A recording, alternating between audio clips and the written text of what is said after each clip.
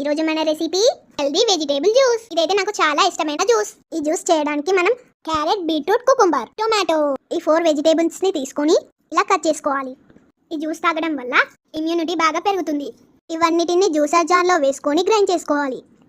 Lemon లాస్ట్లో add చేసుకోవాలి. ఇప్పుడు ఓన్లీ వెజిటేబుల్స్ ని వేసుకొని ఒక చిన్న గ్లాస్ వాటర్ వేసుకొని గ్రైండ్ చేసుకోవాలి. గ్రైండ్ అయిపోయింది. ఇప్పుడు చూద్దాం. ఇప్పుడు ఈ జ్యూస్ని వడకట్టుకోవాలి. దీనికోసం వీడియోలో చూపించిన విధంగా ఇలా ఒక కాటన్ క్లాత్ తీసుకొని గ్రైండ్ చేసుకున్న వెజిటేబుల్ పల్పుని క్లాత్లో వేసి ఇలా జ్యూస్ని తీసుకోవాలి. క్లాత్ని గట్టిగా చుట్టి ప్రెస్ చేస్తూ జ్యూస్ని తీసుకోవాలి. ఈ జ్యూస్ తాగడం వల్ల హెమోగ్లోబిన్ లెవెల్స్ పెరుగుతాయి. బాడీ స్కిన్ హెల్దీగా ఉంటాయి. మన జ్యూస్ వచ్చేసింది. ఇప్పుడు ఈ జ్యూస్లో ఒక హాఫ్ లెమన్ జ్యూస్ని వేసుకోవాలి. అలాగే ఒక 2-3 స్పూన్స్ హనీ వేసుకోండి. హనీ అంతా జ్యూస్లో కలిసేలాగా కలుపుకోవాలి. మన హెల్దీ వెజిటేబుల్ జ్యూస్ రెడీ.